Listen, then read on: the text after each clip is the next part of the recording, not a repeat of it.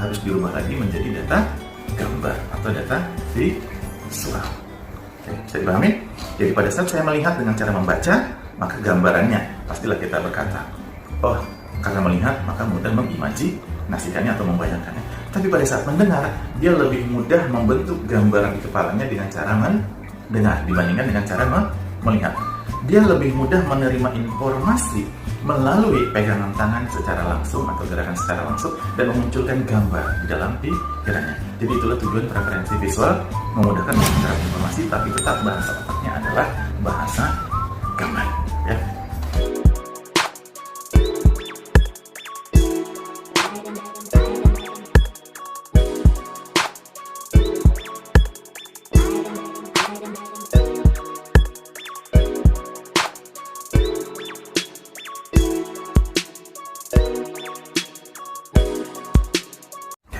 Sekarang kita lanjut. Pada saat kita memperhatikan, please attention please terhadap apa yang saya akan jelaskan, ya, mohon perhatiannya terhadap apa yang saya jelaskan karena ini benar-benar penting, kalimatnya penting buat kamu sekalian. Berarti itu benar-benar kalimat perintah tersebut di dalam otak warning bahwa perhatian dan penting. Pada saat Anda menjelaskan, membuat orang menjadi suka, kan? Menjadi suka, jelas otomatis gampang untuk memunculkan gambar dengan kalimat, pasti ada tambahan lagi menyertainya. Kalau yang tidak suka bagaimana? Nah, makanya kita rangsang mereka. Seperti yang saya katakan, pada saat saya suka tadi, apakah langsung akan muncul gambar di dalam kepala kita? Tidak. Karena itu dalam proses pembelajaran dalam linguistik, maka kita tetap akan menambahkan kata. Sekarang, dengarkan apa yang saya jelaskan, lihat apa yang saya jelaskan, dan rasakan. Kemudian imajinasikan dari semua yang saya jelaskan ini agar Anda mudah memahaminya. Maka mau tidak mau sebenarnya kita sebagai seorang pengajar yang menyampaikan informasi harus memasukkan kata ini. Karena proses pembelajaran itu murni, semuanya adalah semantik. Bagaimana agar semantik tersebut menjadi fact dan event, sebuah kondisi keadaan yang nyata dan berdasarkan pada sebuah kejadian sehingga muncul gambar. Maka rangsanglah para pendengar kita dengan kalimat seperti yang saya bilang tadi. Gunakan kalimat preferensinya, gunakan kalimat visualisasi di otaknya, kita perintahkan kepada mereka. Yaitu apa? Perhatian bahwa apa yang saya sampaikan ini penting, sangat penting sekali. Sekarang coba dengarkan, perhatikan dengan benar dan rasakan apa yang saya katakan ini. Kemudian munculkan gambarnya di kepala Anda dan imajinasikan agar semua Anda mudah memahami dari apa yang saya jelaskan ini. Nah, kalimat itu kita berharap dari informasi yang saya sampaikan, informasi yang saya baca, pun kita perintahkan kepada diri kita pada saat kita membaca agar informasi tersebut dapat benar-benar terserap menjadi 100% di dalam diri kita. Ya. Sekarang saya kasih contohnya. Seorang anak di tingkat taman kanak-kanak atau di tingkat sekolah dasar di kelas 1 dibandingkan dengan anak SMA atau anak kuliah, lebih mudah mana kita mengajarkan pelajaran tertentu di antara kedua jenis kelompok ini?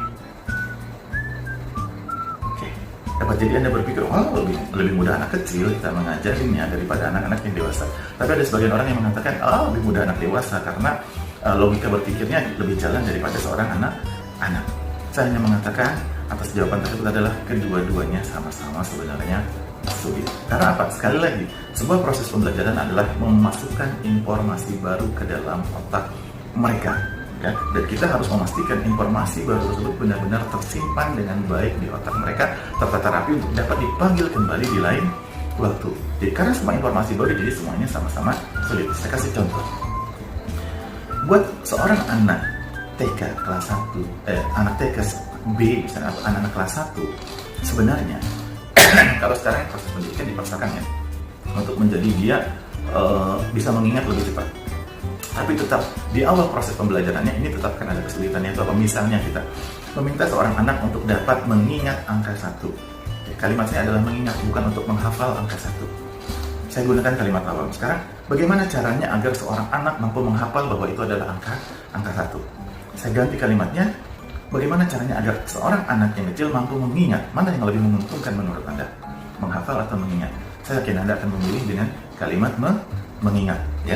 Nah, pada saat kita menjelaskan angka 1 kepada mereka, menjelaskan berarti adalah bahasa semantik dan masuk menjadi memori semantik. Kira-kira menurut pendapat Anda, mudahkah masuk ke dalam memorinya? penjelasan semantik tersebut bahwa itu adalah angka 1? Saya yakin sulit. Maka ada menambahkan apa? Gambaran. Sayang, angka 1 itu seperti tiang listrik. Sayang, angka 1 seperti sebuah lilin yang menyala yang berdiri. Oh iya, sehingga ada suatu saat akan bertanya lagi kepada dia, sayang, ini angka berapa? Itu yang tiang listrik. Yang tiang listrik berarti gambaran. Kita hubungkan dengan imajinasi. Oh, 1. Nah, itu. Maka sama pula dengan yang dewasa dalam proses pembelajaran yang baru. Pada proses pembelajaran yang baru pada anak SMP, anak SMA, atau anak kuliahan, hanya dengan penjelasan saja. Sekali lagi itu adalah semantik. Perlu usaha yang kuat buat saya untuk dapat memahami hal itu dan untuk mengingatnya, memahami dan mengingatnya. Sebagai seorang pengajar yang baik, sebaiknya sih menurut pendapat saya, berdasarkan pada pengetahuan basic dasar tentang memori ini secara ilmu otak, maka bantulah mereka untuk memudahkan imajinasi. Maka berikanlah penjelasan dengan basic awal pengantar. Bayangkan dari apa yang saya jelaskan ini, ditambah slide Anda juga begitu bagus dengan gambaran yang begitu luar biasa, sehingga seseorang lebih mudah memahaminya. Maka daya ingat mereka terhadap apa yang mereka pelajari itu jauh lebih kuat. Maka proses penghantaran informasi pendidikan kepada mereka jelas, saya yakin jauh lebih sesuai dengan kondisi yang diinginkan, yaitu apa? Mampu mengingat semua pengetahuan yang diberikan oleh orang lain kepada kita, atau mampu mengingat dari apa yang kita baca. Ya. Pada saat sebuah informasi mudah, pada saat seseorang sudah berlatih tentang imajinasi, maka pada saat dia membaca, dia mendengarkan, maka yang terjadi adalah munculnya gambaran-gambaran di dalam pikirannya dari setiap penjelasan. Maka Anda bayangkan saja kalau itu terjadi pada diri Anda, begitu mudahnya, begitu gampangnya Anda memahami sebuah proses pembelajaran. Tinggal menambahkan sedikit semantik lagi, ya, yaitu apa? Saya yakinlah proses pembelajaran itu terlalu rapat, ya, terlalu perfect, terlalu sempurna, terlalu detail istilahnya. Dan karena terlalu detail, maka di proses penjelasan secara imajinatif tetap memerlukan semantik. Tapi semantik tertentu yang mendetail itu apabila Anda mampu membentukkan gambaran di dalamnya, di dalam pikiran Anda, atau Anda mampu membantu menggambarkan dalam proses penjelasan, maka saya yakin itu akan jauh lebih mudah lagi diserap dengan lebih baik lagi oleh anak-anak didik kita. Ya.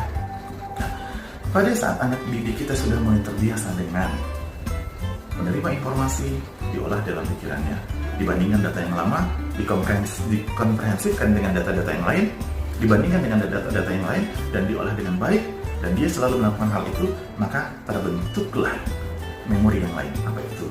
Non-deklaratif memori atau implicit memory. Apa itu?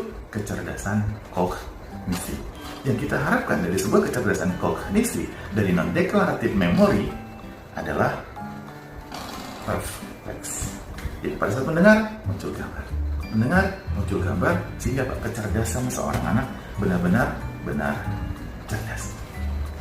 Dan saya yakin untuk anak-anak yang mempunyai nilai yang bagus, yang benar-benar cerdas, benar-benar pintar lah, dalam proses pembelajaran, saya yakin setiap kali dia belajar, gambaran imajinasi di dalam otaknya itu tergambar dengan benar.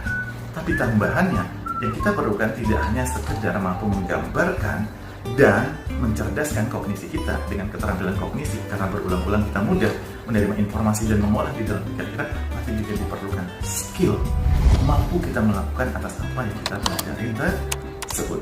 Nah, balik lagi, setelah keterampilan kognisi jadi, maka tidak hanya kecerdasan itu hanya ada di dalam otak, tapi benar-benar kita mampu melakukan dari apa yang kita pelajari tersebut, atau kita mampu praktekkan. Sehingga apa? Teori dan praktek benar-benar berjalan bersamaan dengan baik.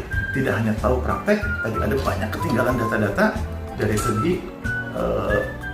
teori-teorinya, ya. Tapi kali ini kita teorinya matang, prakteknya pun matang. Maka kedua memori, yaitu dari deklaratif memori dan non-deklaratif memori, explicit memori dan implicit memori, benar-benar jalan keduanya. Maka yang kita harapkan anak-anak bangsa kita menjadi anak-anak yang pintar, anak-anak yang cerdas, menguasai, dan terampil benar-benar dapat terjadi. pada saat Anda merasa penjelasan saya ini sangat bermanfaat, sangat senang sekali saya. Penghargaan saya kepada Anda karena Anda merasa bermanfaat. Tapi yang lebih penting lagi, banyak orang di luar sana yang belum paham, yang tidak mengerti. Maka bagilah informasi ini kepada mereka.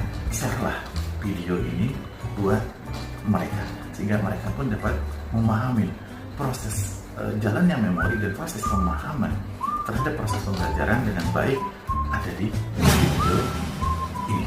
Yang lebih penting lagi buat saya adalah bantulah saya dengan menekan tombol subscribe di video YouTube ini. Karena satu subscribe saja itu membantu saya untuk saya lebih bersemangat lagi untuk membuat video-video lain yang jauh lebih menarik lagi, jauh lebih asik dan jauh lebih baik lagi.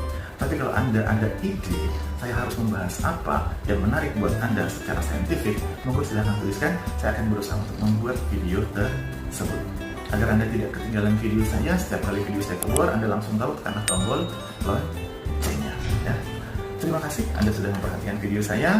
Anda menyimaknya dengan baik dan benar, sehingga Anda dapat memahami dengan benar, dan Anda mau membagikannya, maka kita ketemu lagi di video saya yang lainnya. Terima kasih. Assalamualaikum warahmatullahi wabarakatuh.